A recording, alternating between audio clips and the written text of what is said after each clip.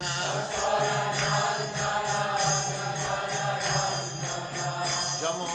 तीरा वनचारी,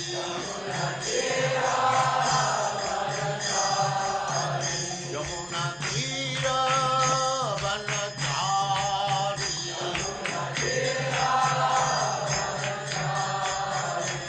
जय राधा माधव कुंज बिहारी,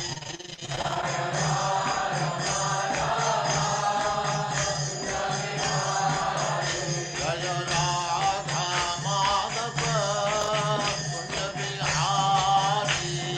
राधा माधव कुंज बिहारी, गोपी जन वल्लभ गिरधारी,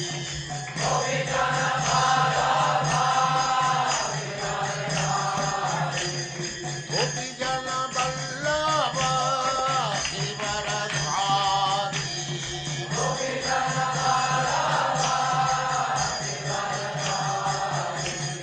यशोदनंदन व्रज जन रंजन, यशोदनंदन व्रज जन रंजन, यमुना तीरा वनचारी, जय राधा माधव कुंज बिहारी,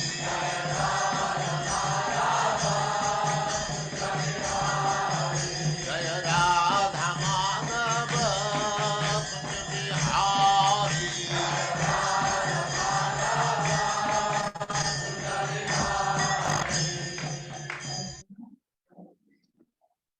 ओम नमो भगवते वासुदेवाय। ओम नमो भगवते वासुदेवाय। ओम नमो भगवते वासुदेवाय। ओम नमो ओम नमो भगवते वासुदेवाय। ओम नमो भगवते वासुदेवाय।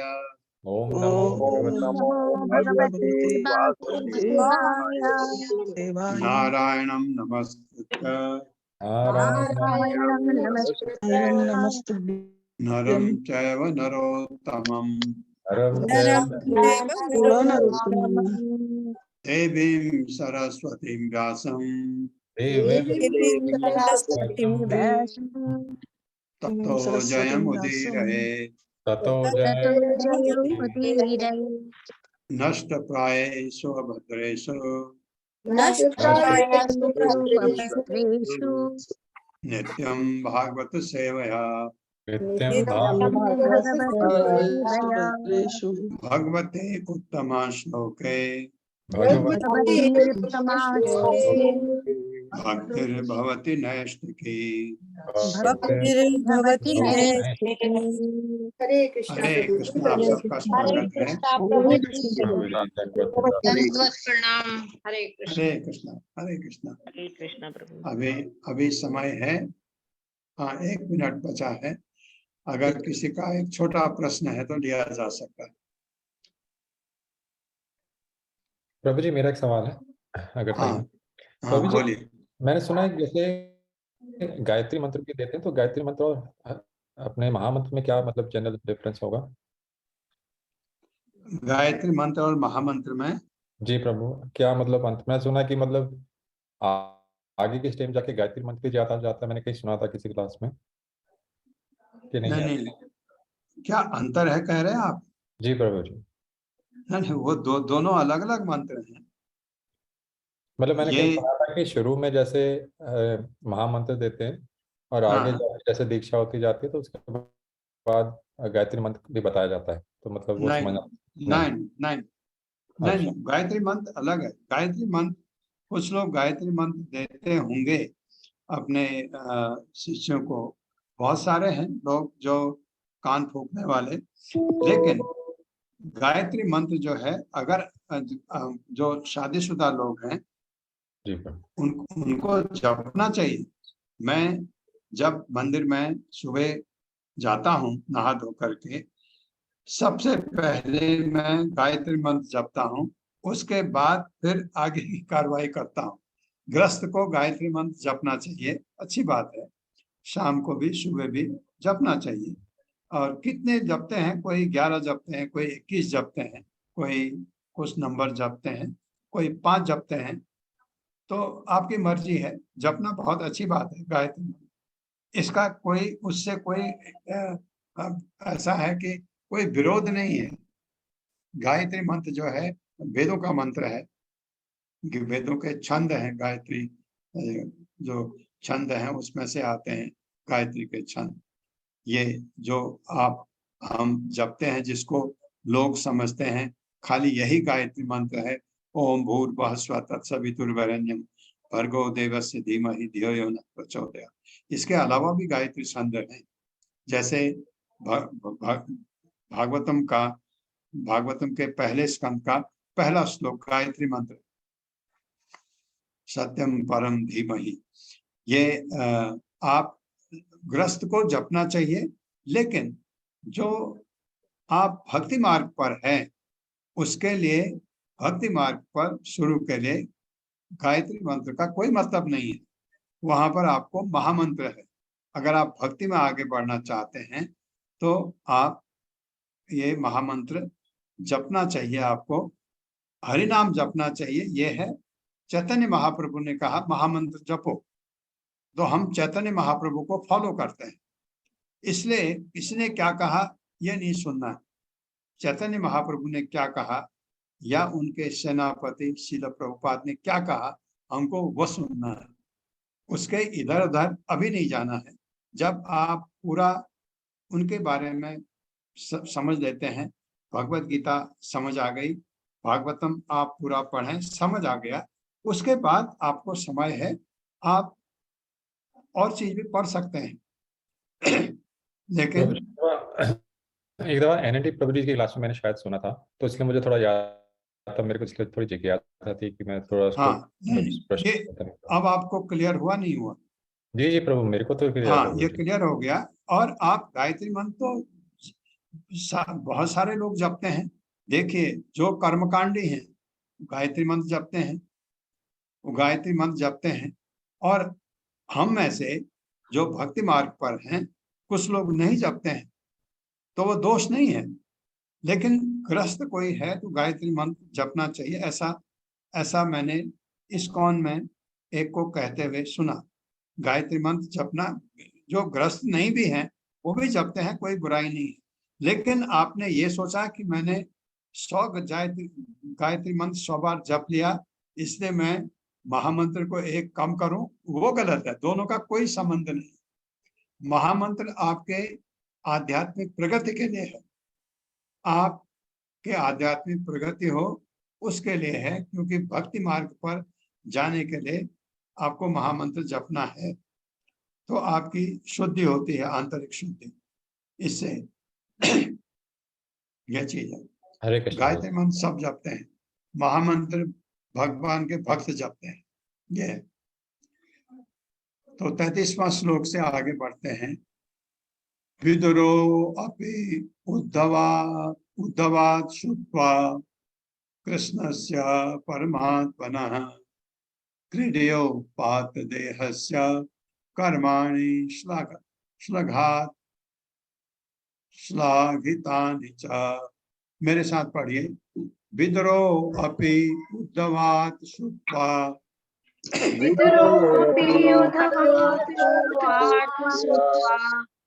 कृष्णस्य परमात्मनः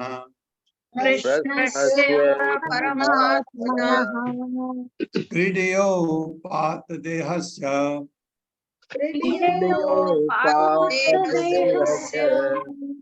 कर्माणि श्लाघितानि च।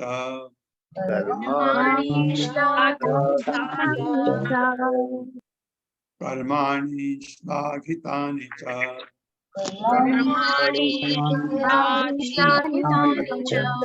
सबका अर्थ है विदुर विदुर अपि भी उद्धव के स्रोत से श्रुत्वा सुनकर कृष्ण से, भगवान कृष्ण का परमात्मा का क्रीडया मर्त्यलोक में लीलाओं के लिए उपात्त असाधारण रूप से स्वीकृत देहस्य शरीर के कर्माणि दिव्य कर्म श्लाघितानि अत्यंत प्रशंसनीय च भी।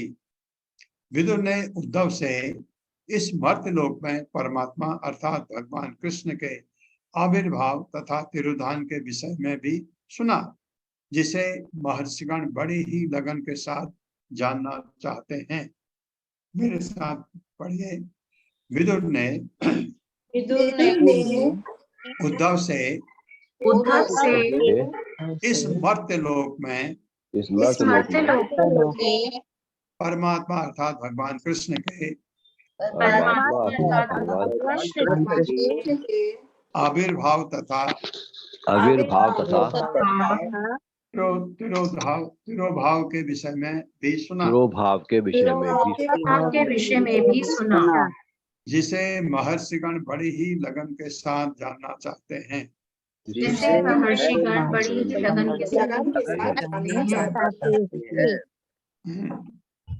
तात्पर्य। हरे कृष्ण पल्लवी माता जी।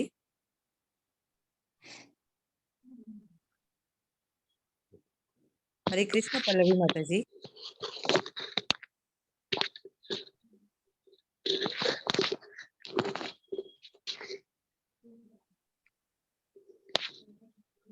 माता जी मैं पढ़ देता हूँ। हरे कृष्ण। हरे कृष्ण।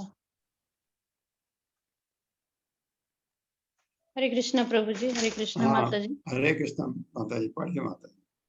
तात्पर्य श्रील प्रभुपाद जी द्वारा। श्रील प्रभुपाद जी की जय। परमात्मा अर्थात भगवान श्री कृष्ण के आविर्भाव तथा तिरोभाव का विषय महर्षियों तक के लिए रहस्य बना हुआ है। इस श्लोक में परमात्मा नहा शब्द महत्वपूर्ण है। सामान्य जीव प्राय आत्मा कहलाता है, किंतु भगवान कृष्ण कभी भी सामान्य जीव नहीं है, क्योंकि वे परमात्मा है। फिर भी मनुष्य के रूप में उनका आविर्भाव तथा इस मर्त्य लोक से पुनः उनका तिरोभाव उन शोधार्थियों के लिए शोध का विषय है, जो बड़ी ही लगन के साथ शोध कार्य करते हैं। ऐसे विषय निश्चय अधिकाधिक रोचक है, क्योंकि शोधार्थियों को भगवान का दिव्य धाम खोजना होता है, जिसमें भगवान मर्त्य लोक की लीलाएं समाप्त करने के बाद प्रवेश करते हैं। किंतु महर्षियों तक को कोई जानकारी नहीं है कि इस भौतिक आकाश के परे आध्यात्मिक आकाश है, जहाँ श्री कृष्ण अपने संगियों समेत नित्य निवास करते हैं।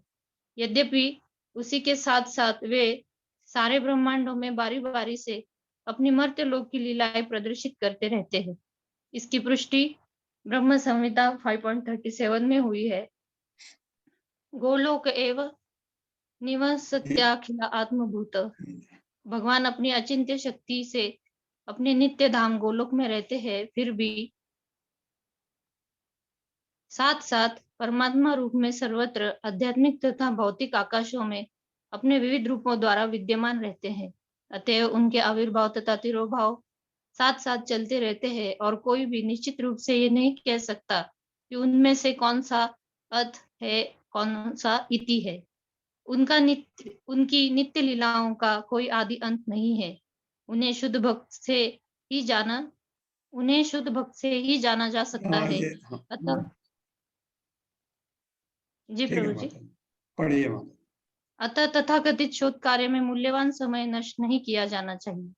हरे कृष्ण। बहुत ज्यादा मेंटल स्पेकुलेशन अच्छा नहीं है।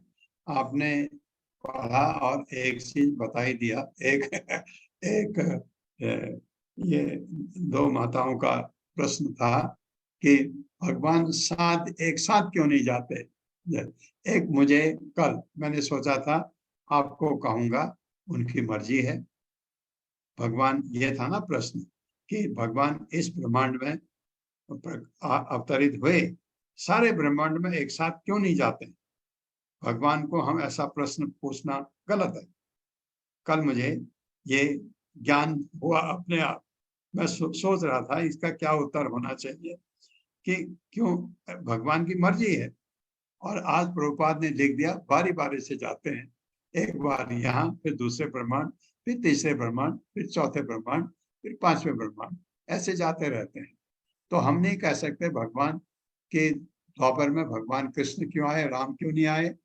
ये प्रश्न जो है ये मेंटल स्पेकुलेशन है। मनोधर्मी बात है।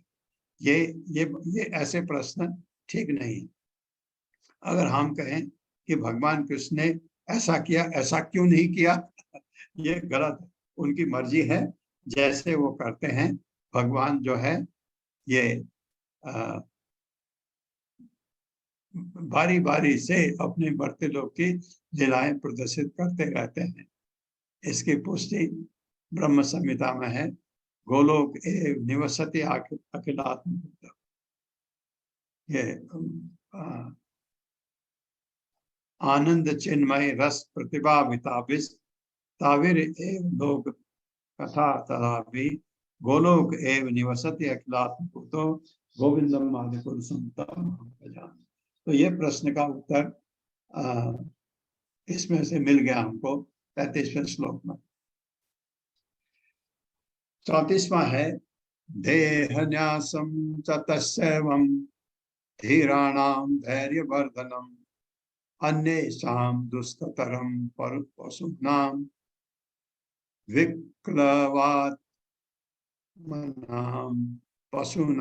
विक्लवात्मनां देहन्यासं च तस्यैवं धीराणां धैर्यवर्धनम् अन्येषां दुष्करतरं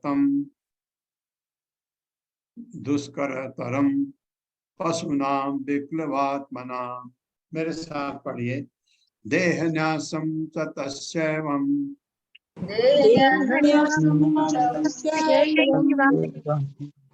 धीराणां धैर्यवर्धनम् अन्येषां दुष्करतरं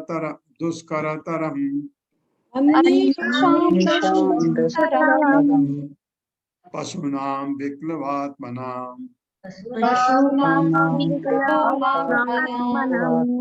शब्दार्थ है देहन्यासम शरीर में प्रवेश च भी तस्य उसका एवं भी धीराणाम महर्षियों का धैर्य धीरज वर्धनम बढ़ाते हुए अन्येषाम अन्यों के लिए दुष्कर तरम निश्चित कर पाना अत्यंत कठिन पशु नाम पशु के विक्लव बेचैन आत्मा नाम ऐसे मन का। भगवान के यशस्वी कर्मों तथा मर्त्य लोक में असाधारण लीलाओं को संपन्न करने के लिए उनके द्वारा धारण किए जाने वाले विविध दिव्य रूपों को समझ पाना उनके भक्तों के अतिरिक्त अन्य किसी के लिए अत्यंत कठिन है। और पशुओं के लिए तो वे मानसिक विक्षोभ मात्र है। पशु का मतलब है जो पशु रूप है, जो हमारे मर्त्य लोक में मनुष्य भी पशु जैसे होते हैं ना कुछ, उनके लिए तो यह असंभव। मेरे साथ पढ़िए। भगवान के यशस्वी कर्मों भगवान के यशस्वी कर्मों तथा मर्त्य लोक में असाधारण लीलाओं को तथा मर्त्य लोक में असाधारण लीलाओं को संपन्न करने के लिए उनके द्वारा धारण किए जाने वाले विविध दिव्य रूपों को समझ पाना उनके भक्तों के अतिरिक्त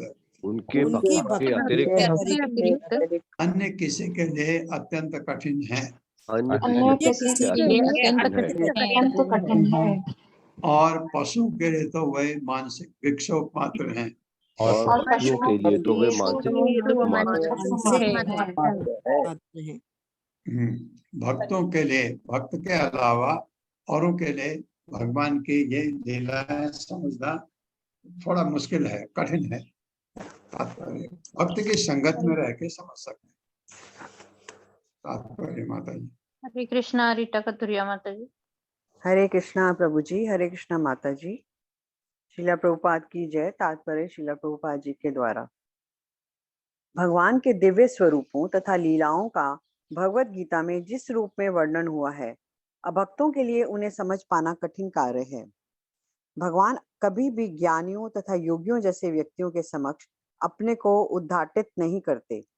कुछ अन्य लोग भी हैं जिनकी गणना हृदय की गहराई से भगवान से ईर्ष्या करने के कारण पशुओं में की जाती है। ऐसे ईर्ष्यालु पशुओं के लिए भगवान के आविर्भाव तथा तिरोधान का विषय केवल मानसिक विक्षोभ है, जैसे कि भगवत गीता 7वें अध्याय के 15वें श्लोक में पुष्टि की गई है। ऐसे दुर्जन जिन्हें मात्र भौतिक भोग की ही चिंता रहती है, जो भारवाही पशुओं की तरह कठिन श्रम करते हैं, आसुरिक भाव के कारण किसी भी अवस्था में भगवान को नहीं जान पाते। मृत्यु लोक में अपनी लीलाओं के लिए भगवान द्वारा प्रदर्शित दिव्य शारीरिक अंशों तथा ऐसे दिव्य अंशों का आविर्भाव तथा तिरोभाव कठिन विषय है, और जो लोग भक्त नहीं हैं उन्हें सलाह दी जाती है कि वे भगवान के आविर्भाव तथा तिरोधान भाव की चर्चा ना करें, अन्यथा वे भगवान के चरण कमलों पर और अधिक अपराध कर सकते हैं। वे आसुरी भाव से भगवान के दिव्य आविर्भाव तथा तिरोभाव के विषय में जितनी ही अधिक चर्चा करेंगे, उतना ही अधिक वे नरक के गहनतम भागों में प्रवेश करेंगे। जैसा कि भगवत गीता 16वें अध्याय के 20वें श्लोक में कहा गया है, जो भी व्यक्ति भगवान की दिव्य प्रेम युक्त सेवा भाव के विरुद्ध है, वह न्यूनाधिक पशु है, जिसकी पुष्टि श्रीमद् भागवत के इस श्लोक में हुई है। हरे कृष्णा प्रभु जी, धन्यवाद। हरे कृष्णा माता जी। इसमें एक हाँ, ये 7वें अध्याय का 15वां श्लोक आपको याद होगा। कौन कौन 15वां श्लोक है? नमाम दुष्कृतनो मूढ़ा प्रपद्यन्ते नराधमा माया अप्रत ज्ञाना आसुरम भावम आश्रिता। ये लोग, 4 किस्म के लोग भगवान को कभी नहीं पा पाते। भगवान उनको अपना कभी भगवान का रूप देख ही नहीं सकते। भगवान सामने भी होंगे तो उनको एक साधारण मनुष्य दिखेगा, क्योंकि भगवान अपनी अंतरंगा शक्ति से अपने को कवर कर लेते हैं ऐसे लोगों के सामने। तो हर एक को भगवान नहीं दिख सकते, ये बताया है। भगवान कभी भी ज्ञानियों तथा योगियों जैसे व्यक्ति के समक्ष अपने को उद्घाटित नहीं करते। यहाँ आपको थोड़ा डाउट हो रहा होगा, ज्ञानी और योगी तो भगवान के भक्त हैं, तपस्वी अवश्य हैं, भगवान के भक्त पूरी तरह नहीं है। ज्ञानी कौन है? निर्विशेषवादी। योगी कौन है? जो परमात्मा की तरफ को जाते हैं, तो भगवान का रूप उनको नहीं दिख पाता है। ये कंफ्यूजन आपके दिमाग से मैं निकालना चाह रहा था। आत्मानं च कुरुक्षेत्र कृष्णेन मनसेक्षितं ध्यायन् गते भागवते रुरोध प्रेम विह्वलः। मेरे साथ पढ़िए। आत्मानं च कुरुक्षेत्र आत्मानं च कुरुक्षेत्र कृष्णेन मनसेक्षितं कृष्णेन मनसेक्षितं ध्यायन् गते भागवते भगवते रुरोध प्रेम विह्वलः।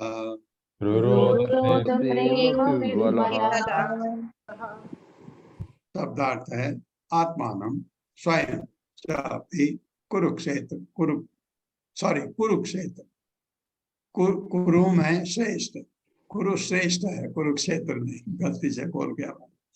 कुरुश्रेष्ठ है, कुरु में श्रेष्ठ। कृष्ण द्वारा मन से एक शितम स्मरण किया गया, ध्यान इस तरह सोचते हुए गते चले जाने पर भागवते भक्त के रुरोध जोर से चिल्लाया, प्रेम विह्वल प्रेम भाव से अभिभूत। ये कुरु में श्रेष्ठ कौन है? ये विदुर कुरुवंश है ना, ये पांडव भी कुरुवंश के ही हैं। कुरु हुए ये कुरु एक राजा था जिसके वंशज हुए। भरत राजा था जिसके वंशज हुए, पुरु राजा था जिसके वंशज हुए। तो कभी कभी इनको पुरु के वंशज कहा जाता है, कभी भरत के वंशज, कभी कुरु के वंशज। यह सुनकर कि इस जगत को छोड़ते समय भगवान कृष्ण ने उनका स्मरण किया था, विदुर प्रेम भाव से अभिभूत होकर जोर जोर से रो पड़े। ये जब पता लगा तो भगवान ने विदुर को याद किया था। जब ये पता लगा तो जोर जोर से रो पड़े। स्वाभाविक है, आपको आप भी रो क्या पड़ेंगे उछल पड़ेंगे रोते रोते कि भगवान ने अच्छा मुझे याद किया, गए तो आपका तो कल्याण हो गया। तो विदुर तो खैर महान भगवान के बड़े भक्त थे। मेरे साथ पढ़िए, यह सुनकर कि यह सुनकर कि इस जगत को छोड़ते समय इस जगत को जगत को छोड़ते समय भगवान कृष्ण ने उनका स्मरण किया था। भगवान कृष्ण ने उनका स्मरण किया था। विदुर प्रेम भाव से विदुर प्रेम भाव से अभिभूत होकर जोर जोर से रो पड़े। अभिभूत होकर जोर जोर से रो पड़े। तात्पर्य माता जी। हरे कृष्णा सुधीर प्रभु जी। हरे कृष्णा सभी को। श्री प्रभुपाद जी की जय। श्री प्रभुपाद जी के द्वारा तात्पर्य। जब विदुर जान गए कि अंतिम समय पूर्ण पुरुषोत्तम भगवान कृष्ण ने उनका स्मरण किया था, तो वे प्रेम भाव से अभिभूत हो उठे। यद्यपि वे अपने को नगण्य मानते थे, फिर भी भगवान ने अपनी अहूति की कृपावश उनका स्मरण किया। विदुर ने इसे महान कृपा के रूप में स्वीकार किया, इसीलिए वे रो पड़े। ऐसा रोना भक्ति मार्ग में अग्रसर होने का अंतिम संकेत है। जो व्यक्ति प्रेमवश भगवान के लिए चिल्ला सकता है, वह भक्तिमय सेवा के मार्ग में निश्चय ही सफल है। हरे कृष्णा आप सभी को। हरे कृष्णा। ये क्या है? ये भगवान के लिए प्रेम। जब आप भगवान के से को याद करके अगर आपके आंसू निकलते हैं, तो इसका मतलब आपको प्रेमा भक्ति मिल चुकी है। क्योंकि आपको भगवान याद आते हैं और रो पड़ते हैं आप, इसका मतलब क्या है? आपको अपनी माँ याद आती है, रो पड़ते हैं। हम तो माँ के लिए कम रोते हैं, माँ हमारे लिए ज्यादा रोती है। माँ को बच्चे की याद आती है, आंसू निकल आते हैं उसके। क्या है ये? प्रेम। इसलिए इस धरती पर अगर किसी में डिवाइन लव का कोई अंश है, वो माँ में है। और बाकी भौतिक बिजनेस है, व्यापार है, बाकी सब व्यापार है। एक माँ के हृदय में जो प्यार बच्चों के लिए होता है, वो दिव्य प्रेम के बहुत नजदीक होता है। दिव्य प्रेम का आप अंश समझ लो या उसके नजदीक है। उसके अलावा जो मैं आई लव यू चिल्लाते रहते हैं आप लोग, वो खाली व्यापार है, वो कोई लव नहीं है। ये दूसरा कौन है? ये असली है, ये वाला। कि आप भगवान को याद करके रो पड़े। रोना तभी आता है जब आपकी भगवान से प्रेम भक्ति पूरी हो जाती है। वो आखिरी कदम होता है। आपने नवदा भक्ति में देखा है, जब आत्म निवेदन होता है तो आदमी समर्पण करता है, रोता है, फिर माँ भक्ति आती लास्ट में।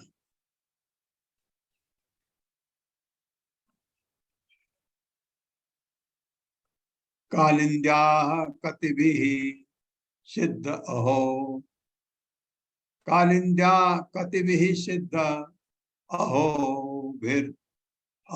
भी भरत ऋषभ प्रापद्यत स्वः सरितम यत्र मित्रासुतो मुनिः। मेरे साथ पढ़िए। कालिंद्या कतिभिः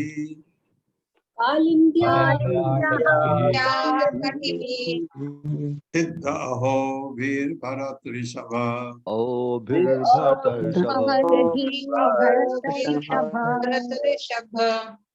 प्रापद्यत स्वः सरितम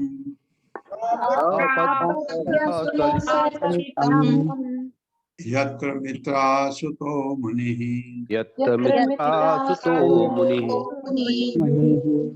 शब्दार्थ है कालिंद्या, यमुना के तट पर कति भी कुछ सिद्धे भी जाने पर अहो भी दिन भरत ऋषभ, हे भरत वंश में श्रेष्ठ। अभी पुरुष श्रेष्ठ था, अभी भरत श्रेष्ठ आ गया।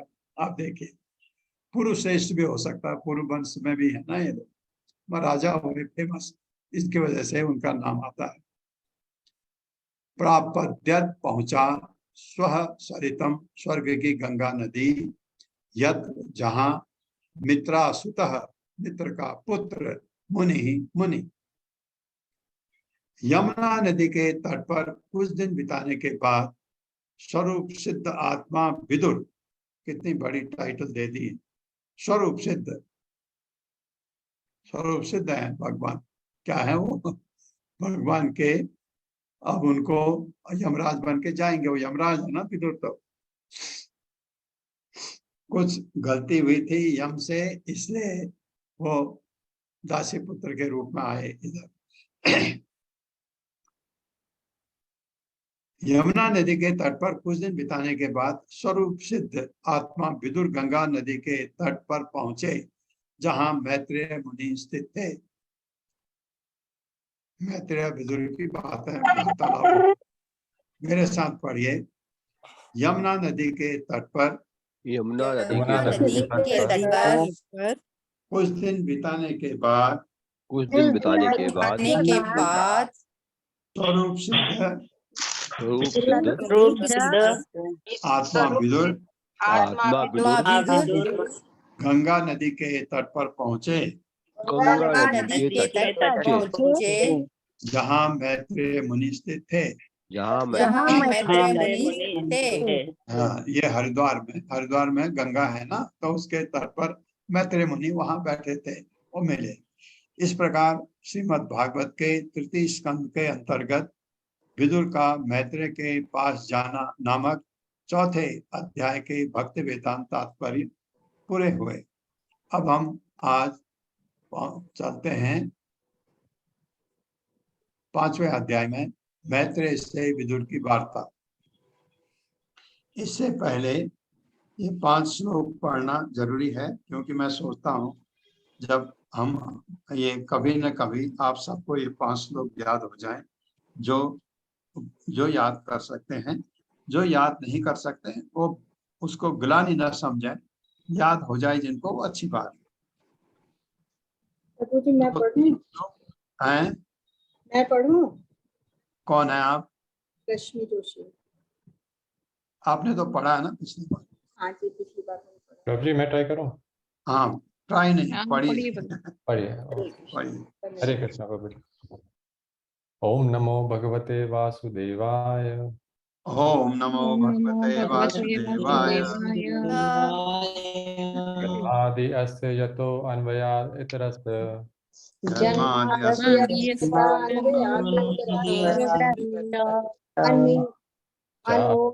अभिनग्स्वराट्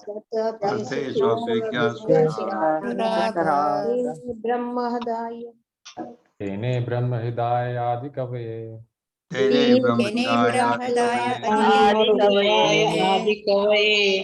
मुह्यन्ति यत् सूर्यः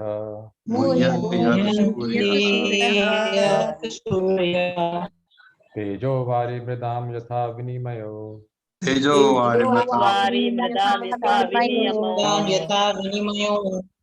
यत्र त्रिसर्गो अमृषा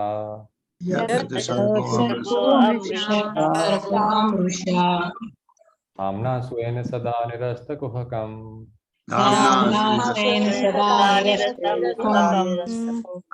सत्यं परम धीमहि। 112 धर्म प्रोजितो ह्यत्वोऽत्र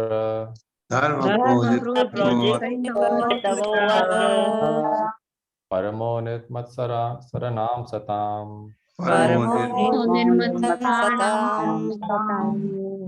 वेद्यं वास्तवम् अत्र वस्तु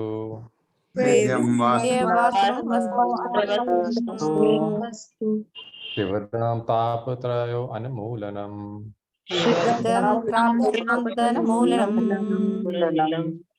श्रीमद्भागवत ते महामुनि कृते श्रीमद्भागवते महामुनि किं वा परे ईश्वरः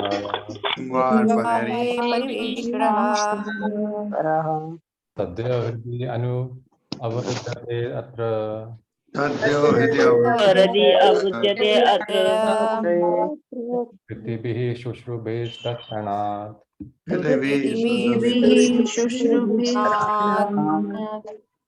113 निगम कल्पतरोर्गलितं फलम् सुखमुखाद् अमृतद्रव्य संयुक्तम्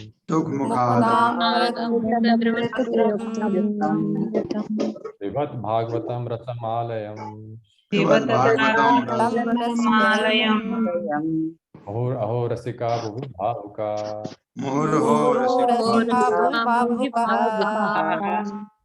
1328 एते चांशकला पुंसा स्नातु भगवान् स्वयं भगवान् स्वयं इन्द्रारि व्याकुलं लोकम् प्रयन्ति युगे युगे 1329 जन्मगुह्यं भगवतो ध्यायेतत्प्रयतो नरः एतत्तो नरः सायं प्रतारगृणान् भक्त्या दुःखग्रमाद् विमुच्यते विमुच्यते। हरे कृष्ण। बहुत अच्छा। अब कोशिश भी करिए ये याद सबको जिस को पढ़ सकते हैं। मैत्रेय से विदुर की वार्ता 5वां अध्याय। श्री शुक उवाच द्वारिदुनद्या ऋषभः कुरूणां मैत्रेयम् आसीनम् अगाध बोधम् क्षतोपसृत्या अच्युत भाव सिद्धः प्रपच्छ सौशील्य गुणा वितृप्ता। श्री शुक उवाच द्वारिदुनद्या ऋषभः कुरूणां मैत्रेयम् आसीनम् अगाध बोधम् क्षतोपसृत्या अच्युत भाव सिद्धः प्रपच्छ सौशील्य गुणा वितृप्ता। मेरे साथ पढ़िए। श्री शुक उवाच श्री शुक उवाच द्वारिदुनद्या ऋषभः कुरूणां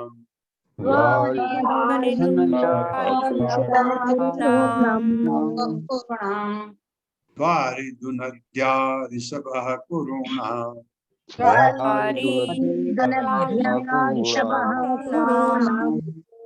मैत्रेयम् आसीनम् अगाध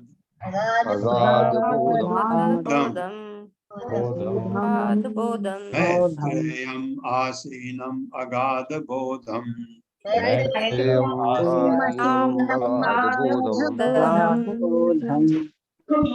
ततो प्रसिद्ध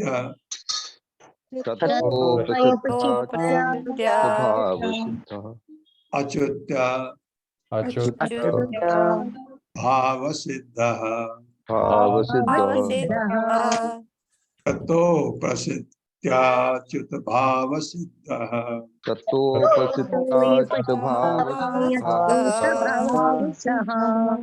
प्रपच्छ सौलील्य गुणा वितृप्तः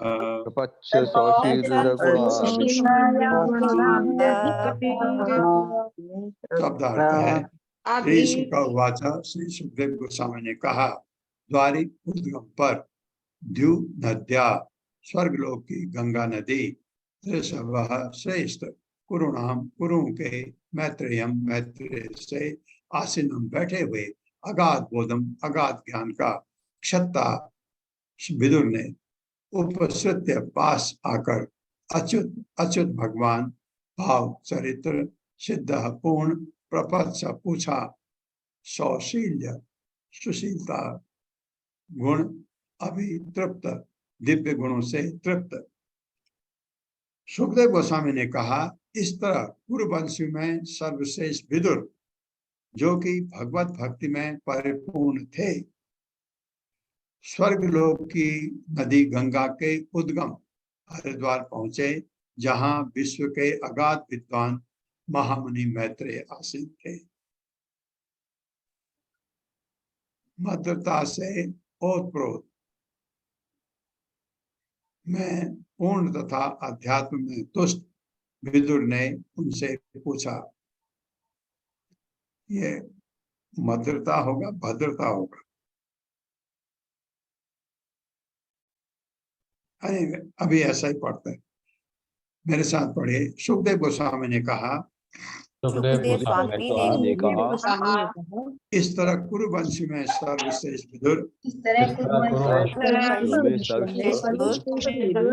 जो कि भगवत भक्ति में परिपूर्ण थे, जो कि भगवत भक्ति में परिपूर्ण थे, स्वर्गलोक की नदी गंगा के उद्गम हरिद्वार पहुंचे, स्वर्गलोक की नदी नदी के उद्गम हरिद्वार पहुंचे, जहाँ विश्व के अगाध विद्वान महामुनि मैत्रेय आसीन थे। मुनि मैत्रेय आसीन थे। मद्रता से ओतप्रोत में पूर्ण तथा अध्यात्म में तुष्ट विदुर ने उनसे पूछा।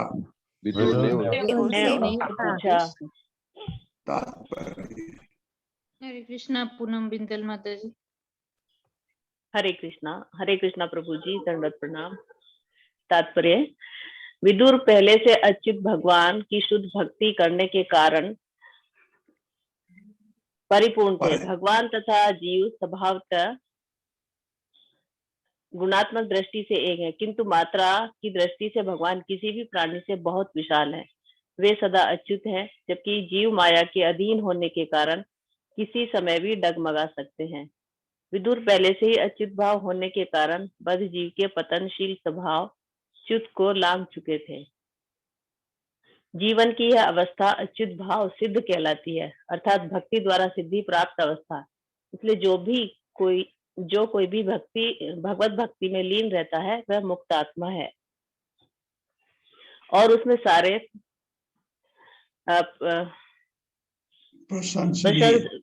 प्रशंसनीय गुण रहते हैं। विद्वान ऋषि मैत्रेय हरिद्वार में गंगा के तट पर एकांत स्थान में बैठे थे और विदुर जो भगवान के पूर्ण भक्त थे तथा समस्त दिव्य गुणों से युक्त थे, जिज्ञासावश उनके पास पहुंचे। हरे कृष्णा माता जी, ये एक चीज बड़ी स्पष्ट है। देखिए, विदुर सिद्ध प्राप्ति लिखा है ना, पहले स्वरूप सिद्ध हो चुके विदुर को,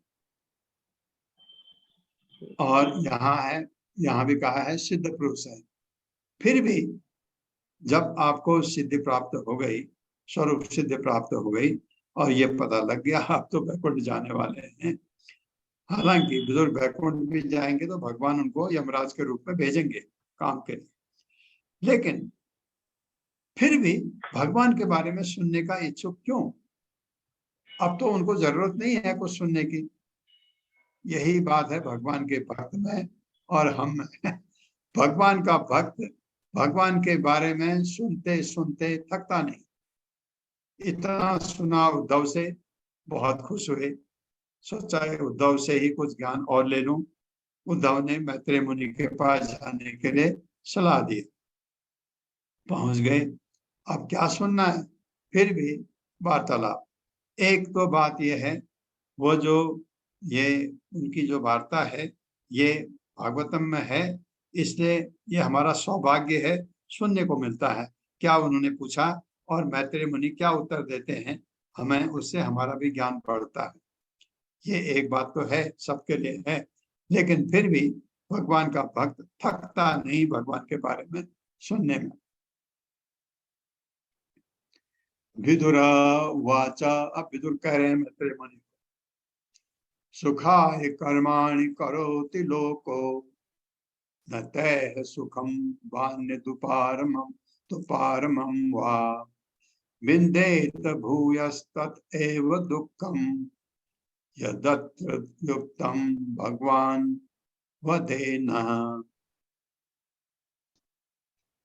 विदुरा वाचा सुखाय कर्माणि करोति लोको न तैः सुखं वान्य दुपारमं वा विन्देत भूयस्तत एव दुःखं यदत्र युक्तं भगवान् वदेनः।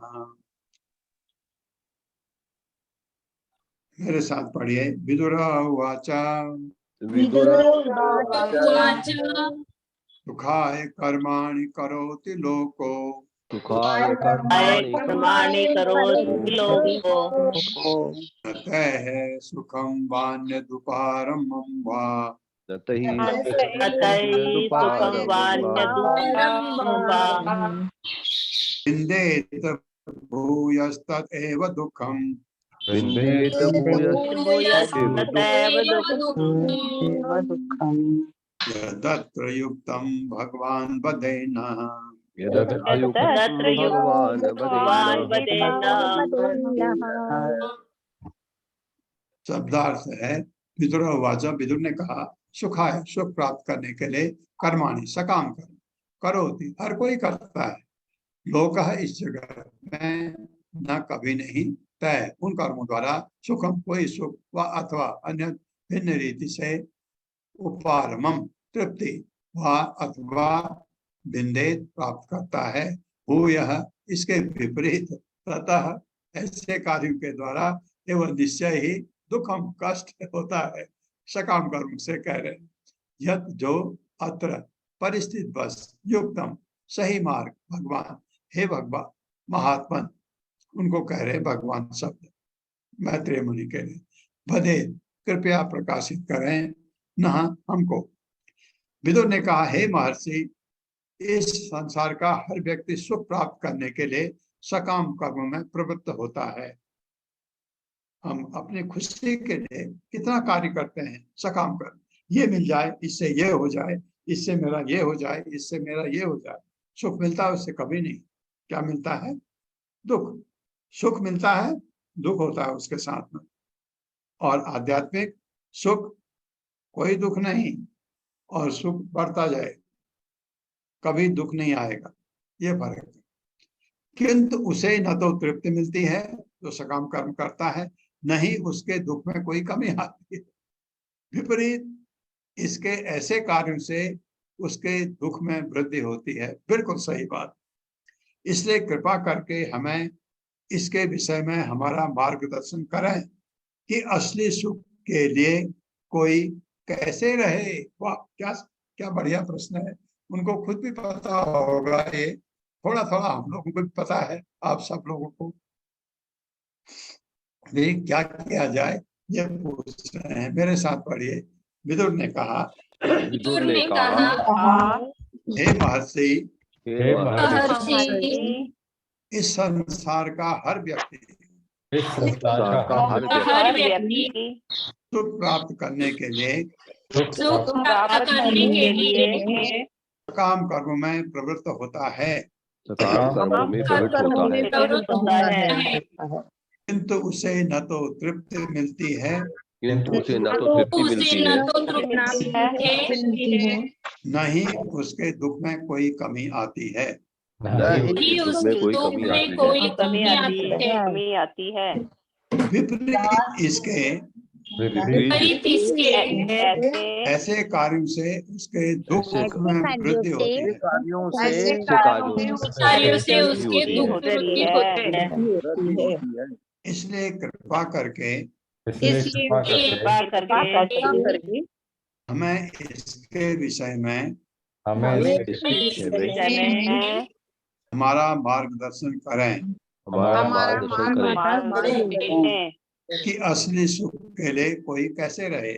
कि असली कोई कैसे रहे। कोई कैसे रहे। हाँ, मैं सबको, हमारे क्लास में 76 लोग हैं, मुझे लेकर के 75 लोग, समझिए आप 75, सबको कह रहा हूँ, आप देखिए हम सकाम कर्म करते हैं, हमें सुख मिलता है या दुख में वृद्धि होती है, ये आप लोग नोट करिए। जो एक कथन कहा गया है, मेरी उम्र ज्यादा है, मैं इसको ज्यादा समझता हूँ आप लोगों से। ये सकाम कर्म से सुख, क्षणिक सुख मिलता है, इसमें कोई शक नहीं है, लेकिन दुख साथ में लगा रहता है। तो दुख अगर वृद्धि नहीं भी है, दुख है, और जितना ज्यादा सकाम कर्म करेंगे उतने दुख, सुख भी उतने बढ़ेंगे, दुख भी बढ़ेंगे। तो दुख कभी जाता नहीं सकाम कर्म से, जबकि भगवत भक्ति में सब सुख ही सुख है आध्यात्मिक कार्य में। तात्पर्य माता जी। हरे कृष्णा अशोक प्रभु जी। हरे कृष्ण माता जी, हरे कृष्ण प्रभु जी। श्रील प्रभुपाद जी की जय। श्रील प्रभुपाद जी द्वारा तात्पर्य। विदुर ने मैत्रेय के कुछ सामान्य प्रश्न पूछे, किंतु उनका मूल अभिप्राय ये नहीं था। उद्धव ने विदुर से मैत्रेय मुनि के पास जाकर भगवान के नाम, यश, गुण तथा रूप लीलाओं, पार्षद इत्यादि के सारे सत्यों के विषय में जिज्ञासा करने के लिए कहा था। अतएव जब विदुर मैत्रेय के पास पहुंचे तो उन्हें केवल भगवान के विषय में पूछना चाहिए था, किंतु स्वाभाविक विनयशीलतावश उन्होंने एकदम भगवान के विषय में नहीं पूछा, प्रत्युत ऐसे विषय पर प्रश्न पूछा जो जन सामान्य के लिए अत्यधिक महत्व का हो सकता था। कोई सामान्य मनुष्य भगवान को नहीं समझ सकता। सर्वप्रथम उसे माया के वशीभूत अपने जीवन की असली स्थिति जानना चाहिए। मोह में आकर मनुष्य सोचता है कि वो मात्र सकाम कर्मों के द्वारा सुखी हो सकता है, किंतु होता यह है कि मनुष्य कर्म तथा कर्म फल के जंजाल में और अधिक उलझता जाता रहता है और जीवन की समस्या का कोई समाधान नहीं खोज पाता। इस संदर्भ में एक सुंदर गीत है। जीवन का सारा सुख प्राप्त करने की महती इच्छा के कारण मैंने ये घर बनाया, किंतु दुर्भाग्यवश सारी योजना ध्वस्त हो गई, क्योंकि घर में अप्रत्याशित रूप से आग लगा दी गई। प्रकृति का ये नियम ऐसा ही है। हर व्यक्ति भौतिक जगत में योजना बनाकर रहने से सुखी बनना चाहता है, किंतु प्रकृति का नियम इतना क्रूर है कि वो इस योजना में आग लगा देता है। सकाम कर्मी अपनी योजनाओं से सुखी नहीं रहता, न ही सुख के लिए उसकी निरंतर दौड़ धूप में उसे कोई तृप्ति मिलती है। हरे हरे कृष्ण प्रभु जी, हरे कृष्ण माता जी, बहुत बहुत धन्यवाद। ये जरूरी है। हम देखते हैं कि क्या होता है, कभी हम कोई प्लान बनाते हैं, ये करेंगे, ऐसे करेंगे, उसमें उलझ जाते हैं, इतने कष्ट मिलते हैं, इतने कष्ट मिलते हैं। वही दुख है ना जो हमको कष्ट मिलते हैं, और उसके बाद थोड़ा सुख मिलता है।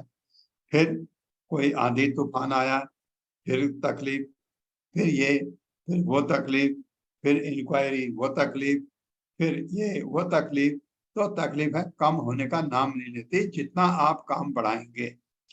जैसे आप कोई बिजनेसमैन है, एक फैक्ट्री है, दूसरी फैक्ट्री लगाता है, तीसरी, भौतिक जगत के हिसाब से बहुत अच्छा काम करता है, उतने लोगों को वो रोजगार देता है, और उसकी उसकी हालत, चिंता यहाँ की वहाँ की, वहाँ की वहाँ की, उन चिंताओं के मारे रात को उसको नींद की गोली खानी पड़ती है। उसके बारे में सोचिए आप, और चीज मत सोचिए। क्या उसको ये जो सकाम कर्म से उसको सुख मिलता है? उसको सुख अगर वो सोचे कि मैंने हाँ ऐसा किया, ऐसा किया, वो सोच की बात है। तो अगर उसको नींद की गोली खा के सोना पड़ता है, ये सुख कैसा है? ऐसा नहीं। तो ये इसलिए सकाम कर्म में मिश्रित है। सुख भी है सुख, क्षणिक सुख मिलता है, लेकिन उसके साथ दुख जुड़ा हुआ है, और ये बिल्कुल आध्यात्मिक कार्य से बिल्कुल फर्क है। तीसरा श्लोक है,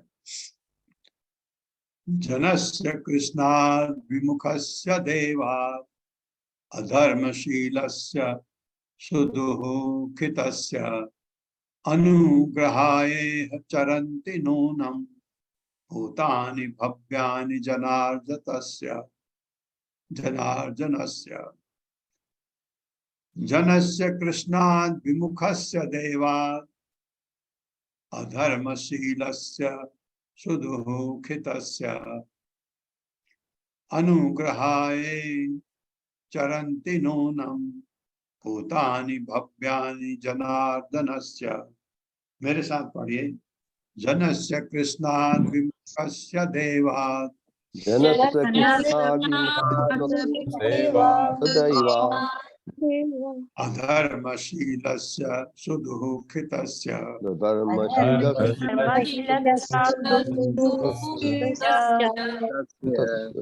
अनुग्रहाय चरन्ति नूनम् अनुग्रहाय चरन्ति नूनम् भूतानि भव्यानि जनार्दनस्य भूतानि भव्यानि जनार्दनस्य।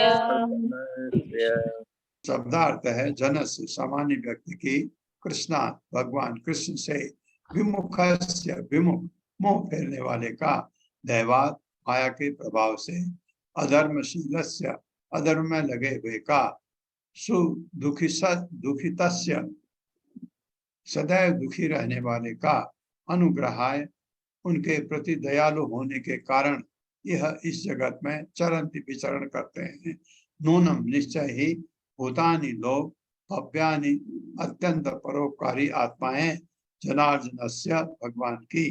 हे प्रभु, विदुर कह रहे हैं, महान परोपकारी आत्माएं पूर्ण पुरुषोत्तम भगवान की ओर से पृथ्वी पर उन पतित आत्माओं पर अनुकंपा दिखाने के लिए विचरण करती हैं जो भगवान की अधीनता के विचार मात्र से ही विमुख रहते हैं। उनके लिए विचरण करते हैं। मेरे साथ पढ़िए। हे प्रभु, महान परोपकारी आत्माएं पूर्ण पुरुषोत्तम भगवान की ओर से पृथ्वी पर उन पतित आत्माओं पर अनुकंपा दिखाने के लिए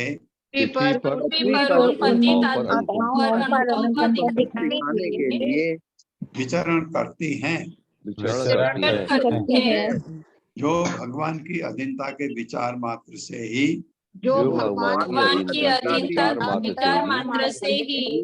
विमुख रहते हैं। हाँ, उन पर कृपा हो इसलिए भगवान के भक्त इस संसार में विचरण करते हैं कि उनको भक्ति मार्ग पर लाया जा सके, भगवान से विमुख न हो ऐसा कहा जा सके। तात्पर्य माता जी। हरे कृष्णा। शैला उपाध्याय माता जी। हरे कृष्ण माता जी। हरे कृष्ण प्रभु जी। तात्पर्य श्रील प्रभुपाद द्वारा श्रील प्रभुपाद जी की जय। परमेश्वर की इच्छाओं के प्रति आज्ञाकारी होना हर जीव की स्वाभाविक की स्थिति है, किंतु विगत दुष्कर्मों के कारण ही जीव श्री भगवान की अधीनता के विचार से मुंह मोड़ता है और भौतिक संसार के सारे कष्टों को भोगता है। किसी को भगवान श्री कृष्ण की भक्तिमय सेवा के अलावा कुछ भी नहीं करना होता है। अतएव श्री भगवान की दिव्य प्रेममयी सेवा के अतिरिक्त कोई भी कार्य न्यूनाधिक परम इच्छा के विरुद्ध कार्य है। समस्त सकाम कर्म, अनुभवगम्य दर्शन तथा योग भगवान श्री की अधीनता की भावना के न्यूनाधिक विरुद्ध होता है, और जो ऐसे जीव विद्रोहपूर्ण कार्यों में लगा हुआ है वह प्रकृति के उन नियमों द्वारा प्राय तिरस्कृत किया जाता है जो श्री भगवान के अधीनस्थ रहकर कार्य करते हैं। श्री भगवान के महान शुद्ध भक्त पतितों के प्रति दयालु होते हैं, इसलिए वे आत्माओं को भगवत धाम वापस लाने के उद्देश्य से संसार भर में विचरण करते रहते हैं। ऐसे शुद्ध भगवत भक्त पतित आत्माओं का उद्धार करने हेतु उनके पास ईश्वर का संदेश लेकर जाते हैं। अतः सामान्य व्यक्ति को श्री भगवान की बहिरंगी शक्ति के प्रभाव से मोहग्रस्त हुआ रहता है, उनकी संगति का लाभ उठाना चाहिए। हरे कृष्ण। हरे कृष्ण माता। ये विदुर कह रहे हैं, ये है जैसे मैत्रेय मुनि हैं बैठे हैं, इनका लाभ उठाना चाहिए। विदुर जा करके भगवान की भक्ति का प्रचार करते हैं, उसका फायदा उठाना चाहिए। विदुर के बातों से फायदा उठाया। जब ये घर जाएंगे अभी बाद में, तो धृतराष्ट्र को फायदा हुआ, गांधारी को फायदा हुआ। तो उसके बाद सारे लोग गए घर छोड़ करके, सबको फायदा हुआ, क्योंकि हो गया अब इस भौतिक जगत में आपने जितना सुख भोगना था, दुख भोगना था, भोग लिया। अब भगवान की भक्ति पर लगे और भगवत धाम जाने की कोशिश करिए। नहीं भी जा पाए अगर भगवत धाम, भगवत भक्ति में लगे तो कम से कम एक चीज की गारंटी है, अगले जन्म में भगवान आपको मनुष्य योनि में लाके फिर आगे बढ़ने का मौका देंगे। ओम अज्ञान तिम्रांधक्ष ज्ञानांजन शलाकया चक्षुरुन्मिलितं तस्मै श्री गुरुवे नमः। नमः ओं विष्णुपादाय कृष्णपृष्ठाय भूतले श्रीमते भक्ति वेदांत स्वामिनिति नामिने। नमस्ते सरस्वती देवे गौरवाणी प्रचारिणे निर्विशेष शून्यवादी पाश्चात्य देशतारिणे। जय हो श्री कृष्ण चैतन्य प्रभु नित्यानंद श्री अद्वैत गदाधर शिवासादि गौर भक्तवृंद। हरे कृष्णा कृष्ण कृष्ण हरे हरे, हरे राम राम राम हरे।